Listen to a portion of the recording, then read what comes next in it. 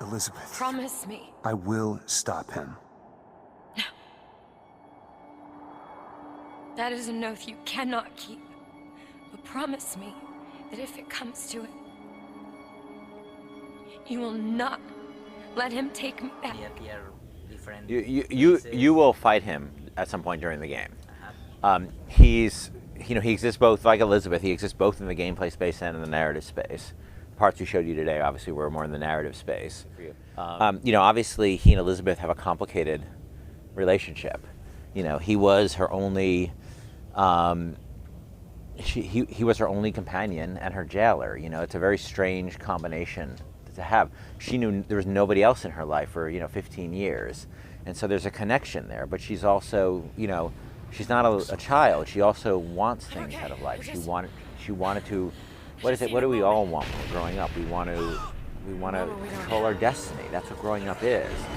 And so it's sort of like a leaving the nest story to some degree for her, but it's also strange and dark and weird because he's obviously, whether he has these feelings or he's conditioned to have these feelings, he feels betrayed. It's not just his job, obviously. He obviously feels betrayed by her. And so he's coming after her, and Booker is the guy that took her away. You are the guy who took her away. And that thing is gunning for you. And it's an interesting dynamic. No, that wasn't him. That wasn't him. That's him!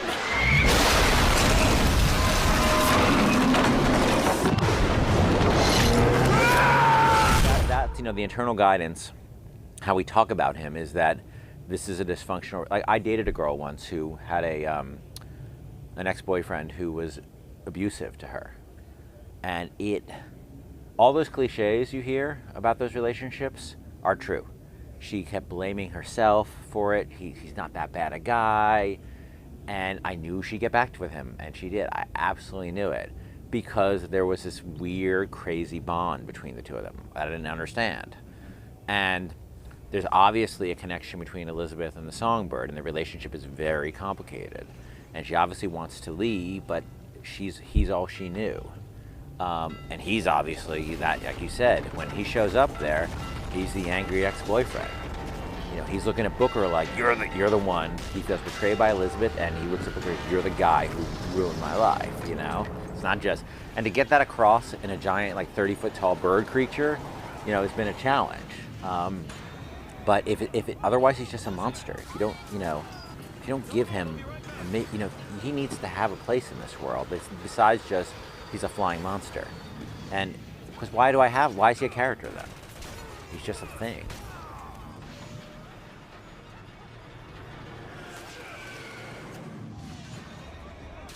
Since the demo originally started with the Songbird appearing outside the window, and then I was like, no. In the middle of the process, I want to do this. I want to make sure I want to really ground this in a very traditional Bioshock moment. So going through an abandoned store looking for loot, what's more Bioshock than that, right? And so, but what's different here is Elizabeth's with you. You're not alone. You're not just a solitary guy, silent, solitary guy. So it was an opportunity to really explore that relationship, and not in a big dramatic scene, but just them hanging out together. What's that like? What does that mean when Booker's talking, Elizabeth's talking, they're interacting with each other? And we have to make that happen dynamically. That's not a scripted sequence. We have to say, we have a lot of sort of systems that would be like, okay, if Booker goes here, and if Elizabeth's available, and Booker, she'll say this, and then we'll cross that off the list of things she can say. It's a pretty complicated system, so she can just sort of do things in the ambient space. We have a lot of tools to sort of make things happen. A lot of things where the AI sort of are talking to each other and saying, hey, can we make this happen? And then they sort of make it happen, if they can, because that's instead of just scripting it out. We have a lot of things that just AI sort of see opportunities and take advantage of them. I'll go into more of that later. But I want to start the demo very much with, this is a very traditional Bioshock experience, but this is what that experience is like in Bioshock Infinite.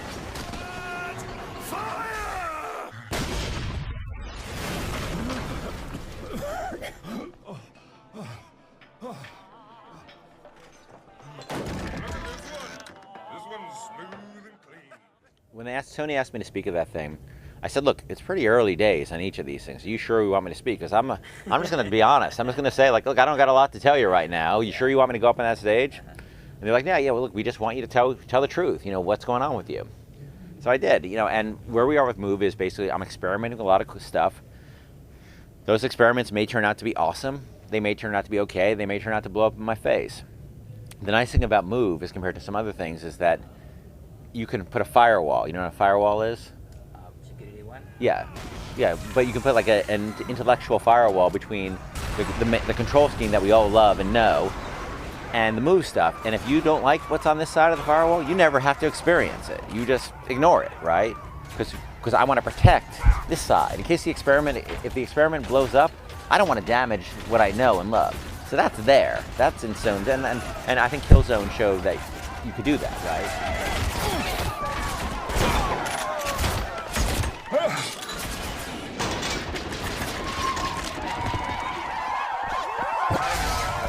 There's no fucking way I'm going to risk what I know to try this experiment. Now that said, I think experiments are important. I think they're very important because if we don't experiment, we don't progress. So I'll try a bunch of stuff, and I think there's some really cool ideas we have, and I think it can turn out to be really cool. I can't promise you, but I think it's going to be pretty cool. And at very least, if you think it's not cool, guess what? Just don't use it, and that's it. Correct. And I guarantee you, the support from Sony is going to make the product better. Like the whole product will benefit from the support from Sony, and we get to do things like our little side fun dream project that we've been wanting to do for a long time. This little thing we've been kicking around, which I can't really say anything about, but it's just like we've been kicking around for a long time, and it's gonna people are gonna be like, what? That's crazy, you know? Yeah. We're gonna make it for the Vita. That's all I can say about it.